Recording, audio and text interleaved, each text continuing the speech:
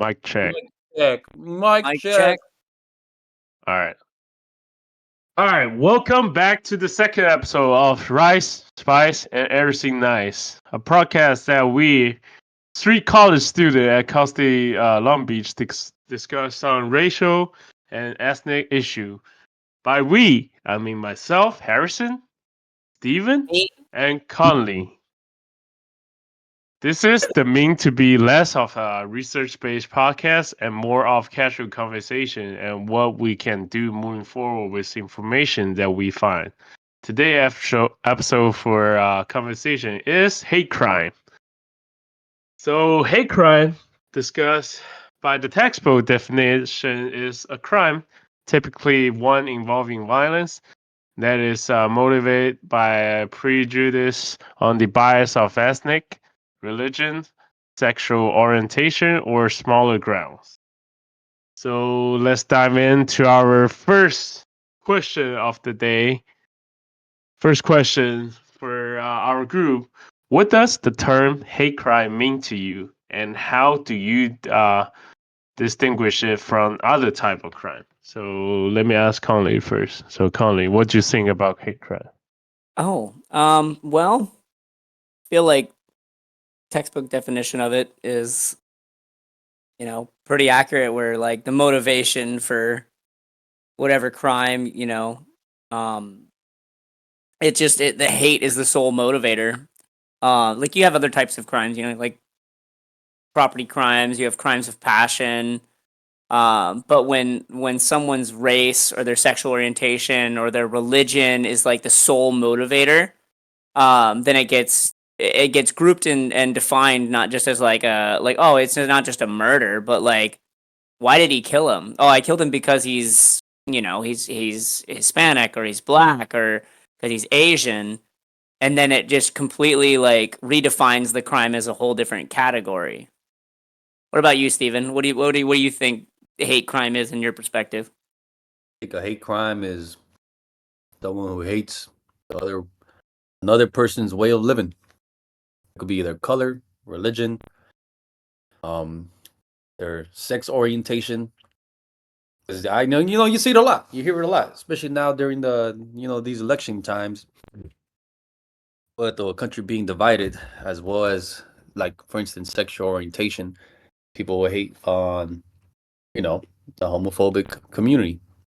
Yeah, I think that the hate crime isn't really like a new thing that's happened. It's like historically, like it's constantly happened. Like you go like World War II, what the Nazi regime did to Jewish people and how they treated them and gypsies and people of ethnic minorities with like the Holocaust and internment camps. And then flash forward to like the Zoot Suit riots. You go back to like the civil rights era in the United States.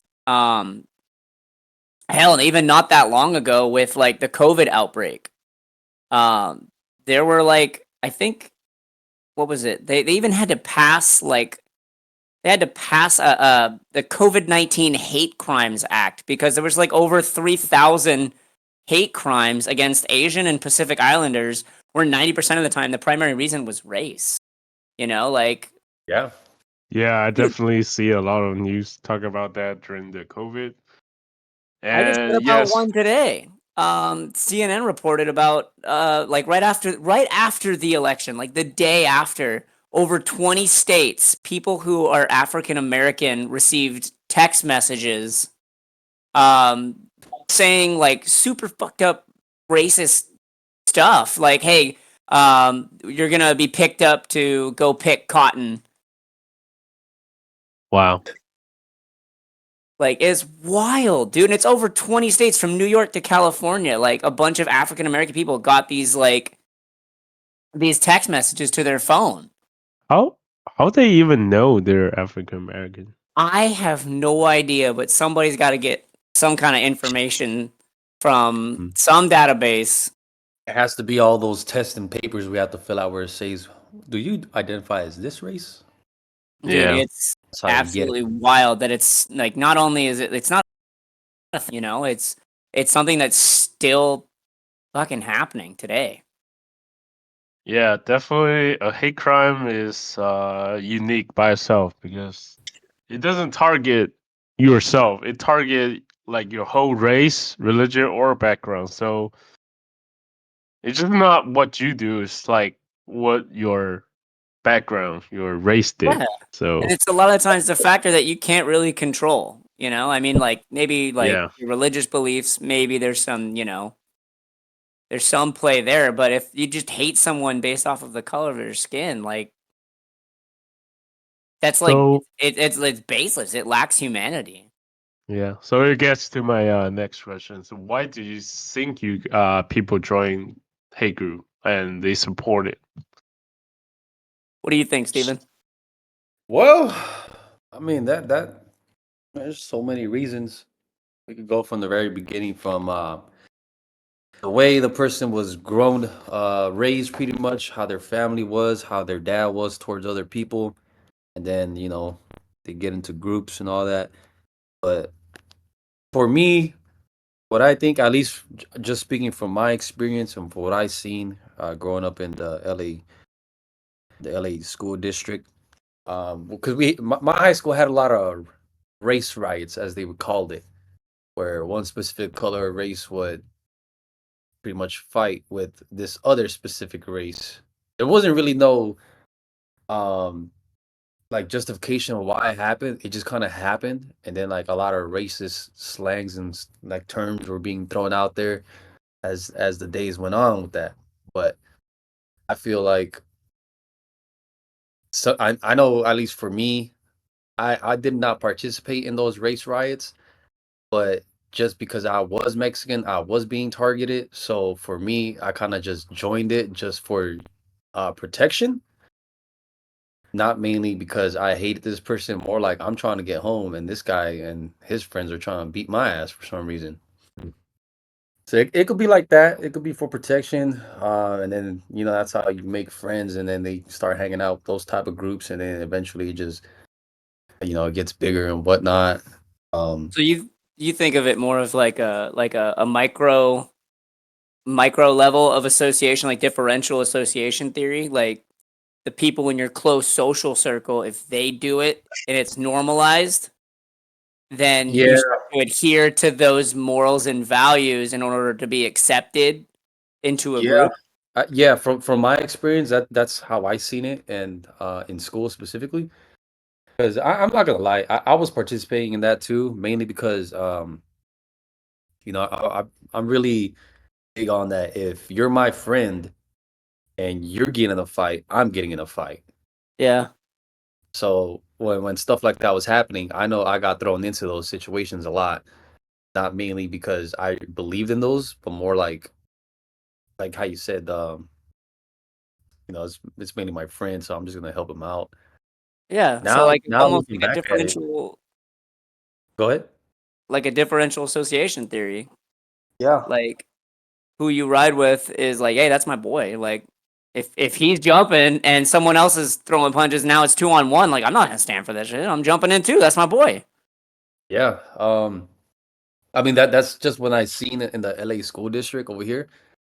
I don't know really how it was or anywhere else around, because majority of the schools I went to were like pretty much not the best neighborhoods known in LA. Where there was a lot of racial tension between Hispanics and blacks.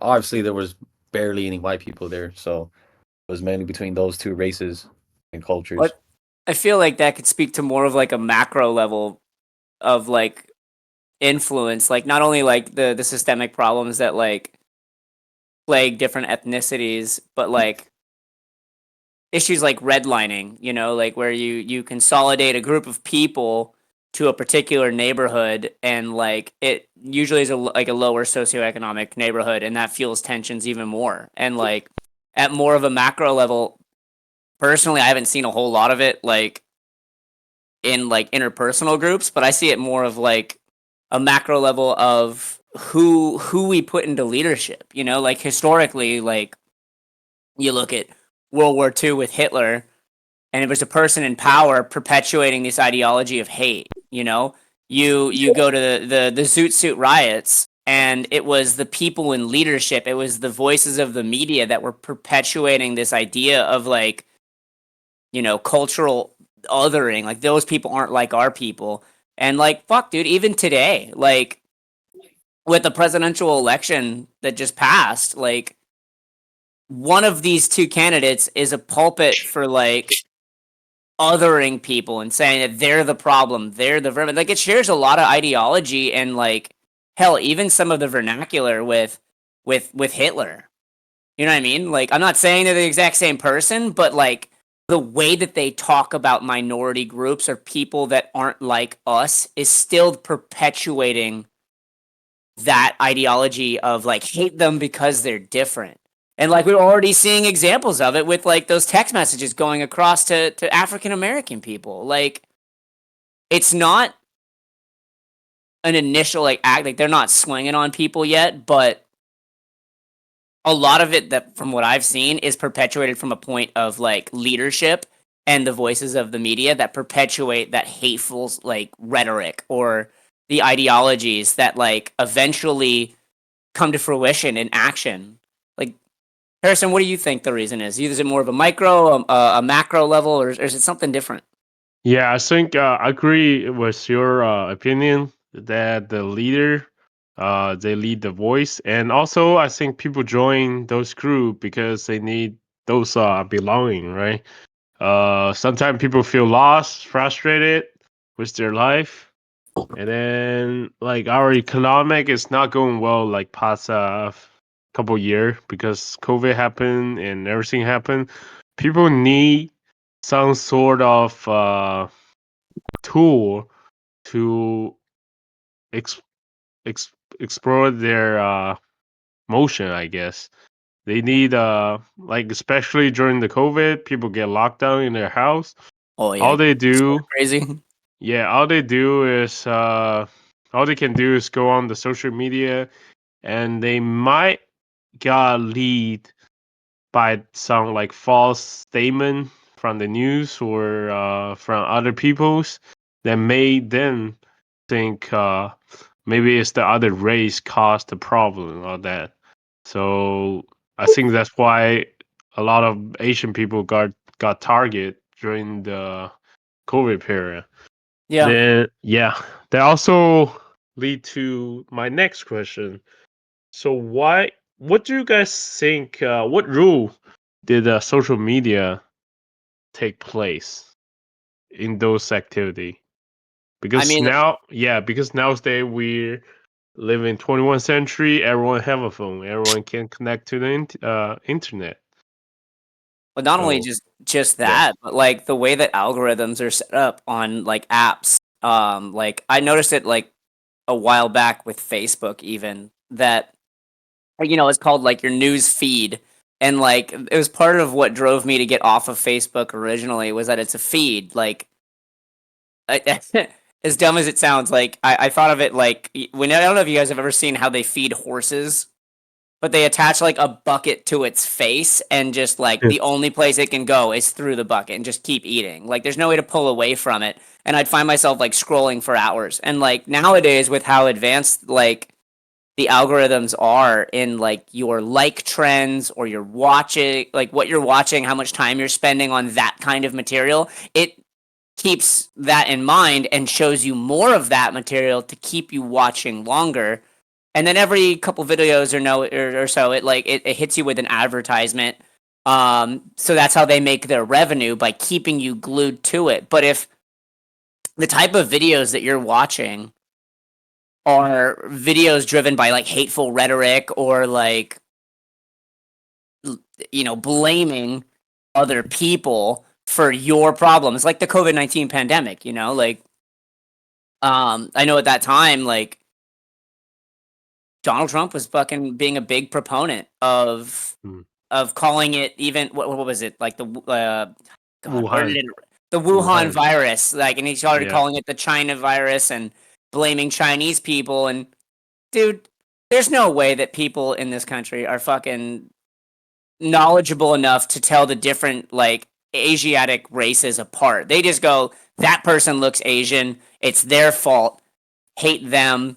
And like when you're locked inside your house, like you said, and you're stir crazy, and all you can do is, for a lot of people, they don't have shit to turn to. Eventually, Netflix runs out of shows, and if you're not a quote unquote essential worker, you're gonna be on your phone a lot, and you're gonna see more of it, and it's gonna constantly be put in your face. The algorithm's gonna take note of what you're watching and prevent you with more of it, which just fuels the your preconceived notions and caters the content that you receive to that. Steven, what do you think? The role, man, I think it's what's that term?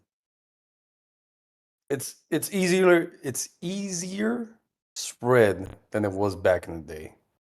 Oh yeah, Way easier Mm. to pretty much affect the mind of the individuals who probably never even had that first thought in their head until they saw that video or their friends posting it, and then they'll be like, you know what, I think he's right.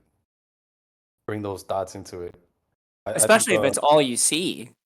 yeah, especially. And like Yeah. how you're saying about the algorithm, that's very true. How all these social medias and all, just pretty much what you see now is just tailored to you now. And then Yeah, you see one video, it just keeps going and going, and then next thing you know, you're in that what they call it, a doom scroll, yeah, just exactly. nonstop, just watching videos, and then all that's doing to you is just corrupting your brain, making you think a certain way, how they want you to think. Yeah, and just reaffirming those ideologies that got you to watch for 10 seconds to begin with. Yeah, yeah. I mean, it's terrible. I don't really like it, but it's an easy way and a great tactic for many of those groups to even spread their message, even if it's not really tailored to you specifically, or they're like out there spreading it out like, hey, this is us, this is our message. Just making a quick video of that goes viral and many people will see. Like, I don't even know how else to explain it. I mean, half the time it doesn't even Yeah. matter if it's true or not. You still get perpetuated that message because, like, maybe that one video that wasn't even a factual statement, like, oh, it's the Wuhan virus, the Chinese created it on purpose. And, like, a lot of people aren't going to sit there and go do their own due diligence of research. They're going to take what they got from a 10, 15-second clip off of whatever news source of a guy behind a desk in a suit bringing it to you live, and like they won't go do their own research. Like a lot of people Hmm. just take it at face value, and then it just the algorithm, I mean, is kind of to blame, but it's also at the same time they're just an app company that presents you with media. That's their whole point, is to get you to stay on the app longer, and that way they can make their money off their ad revenue and take it to be like, hey, look, I've got X amount of people spending X amount of hours daily on my app. You should advertise here. Yeah. Yeah, definitely. And during the COVID, since I'm able to read Chinese, I also screw on the Chinese social media, right? During those time, they since Americans is trying to say like it all from China, Chinese media start to talk about like how those viruses are come from America. Like it's just crazy how like someone or the government trying to control all this stuff and blame it to the other race. So you It's got just a crazy. unique perspective that allowed you to see both halves, and Yeah. everybody's just pointing fingers at each other. So if they're saying, "Hey," if they're saying claiming that we did it on purpose and it came from here, it was grown in a lab, and it was released on like as a tactic to damage the United States, and then Chinese social media companies were like, "Hey, yo, what the fuck?" Like, no, they did Yeah, it. they push out some like resources about talk about that happened in Wuhan, like right a month before the outbreak of the virus. Like they have veterans like Olympic something going on over there, and there's like two veterans from America come here and then they leave early because of sickness or something. So they're like blaming of them maybe bring the disease from the US. That's the what I see on the Chinese social media. Damn, that's wild that you had both Yeah. perspectives of that. So for my next question, right? We're already kind of touch on this Have you guys seen like other example of the hate group using this platform to recruit or organize their organization? I mean, I feel like the algorithm does half the work Yeah. for those kind of like that kind of rhetoric, and it just perpetuates it based off of, you Yeah. know, So they're you making their think money. do you think the platform should do something about it or Well, then you get into like a real like touchy area of like, do they have an obligation to like suppress someone's free speech? You know, then you get into like a really real touch and go area about like free speech privileges and like why you're dampening our ability to post something, whereas somebody else is being circulated as viral and is on everybody's for you page or whatever. Yeah, So I feel like it's a really touchy potential to be like a pulpit of misinformation. yeah, definitely. But I personally haven't seen it. As far as them trying to recruit, the most I would probably say is like those algorithm videos. Like they don't really need to go out there and recruit. The videos do it for them. Yeah. yeah. So so how do you guys think like our community could recover from those hate crimes? Oh man. I think first and foremost it starts with like just becoming to like self-aware to the point that you notice when you're dipping too much into like the social media element. And I know we all do it. We all like if you have an iPhone, it'll tell you like, oh, you spent 8 hours a day last week as an average on your phone. I think just being consciously aware, but it's so easy to get lost in it. But I think that like the first and foremost is just becoming self-aware, you know, of like the fact that you are feeding into it and spending so much time being shown those messages. And like secondly, just start to take a step back and try to do some self-reflection, I guess, into like why does that sound like an appealing idea to you? Like when someone presents you with the topic of like it's China's fault that COVID happened. It's China's fault that did this. Like, push yourself beyond that lens to try to like do your own research. You know, like don't just take what some white dude in a desk on some random news broadcast is saying as face value. Like, do your own research. Try to really understand what they're. What do you think, Yeah. Steven? Honestly, just talk to one another. That's it. It's you just have to speak to them. By that I mean like different communities, different color or race. It's not necessarily just staying with your own people. Um, like for an example, because I could relate to it. You guys ever seen that hate crime movie, American History X? Oh, God, all the time. Yeah, so for the people listening who don't know, it's about this racist guy in like a neo-Nazi group here in California who hates everyone except white people, obviously, until he goes to jail until where he has to spend time around specifically just one individual that's black throughout his whole time. And throughout the movie he just kind of like learns or like realizes that he isn't so bad or like everything that they said. And then once he came out, his whole perspective changed and all that. So it's just like that. It's like for me, when I was in high school doing, all that and experience all that dumb stuff, um, I didn't really speak to any other race other than my own. And it wasn't until after I ended up getting kicked out of 5 high schools and I was like in adult school and all that. And then I started talking to more people that were outside of my race group. And it changed my perspective a lot on all kinds of different groups. And then after I joined the military, it just kind of increased it more to having that exposure to different type of communities, people with different colors of skin and all that. So honestly, like I will honestly just say from my personal experience, from what I've seen, it's just talking to each other. Get out of that bubble. Get out of your own community and your race. Get to know everything that's around you. Because we live in Los Angeles. It's one of the most diverse places in the world. From people from all around the world and shit. Different cultures and religions, all that, you name it. And we all have to coexist here.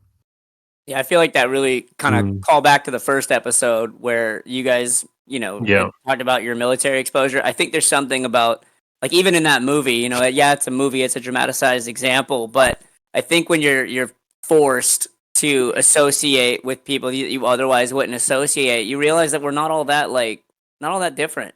Like, other than the amount of melanin on our skin, like, we're just people, man. Yeah, so Yeah, what if we Colin all get more in the sun and I don't, Yeah. Yeah, we just all people. I think communicate definitely is the key to fix these problems. To understand their culture, to understand their religion, all that stuff. Definitely, that's the number one reason that people who start doing hate crime, all that stuff, because they're not educated enough to understand why the other race doing this thing and they're not doing it. So yeah, definitely communication is the key.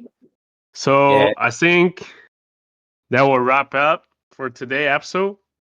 We did go over some heavy stuff like hate crime and how it play in the social media and how we should handling it in the community. Hopefully everyone enjoyed our today episode, and thanks for so much for hanging out with us today. Thank you. Thanks, All right, guys. our next Join our us next episode. please join us with our next episode. We talk about the very sensitive topic for me, white privilege. Yeah, white privilege. Like, subscribe, comment, racist. Nah. No. All right, that's Joining, it. guys. Thank you.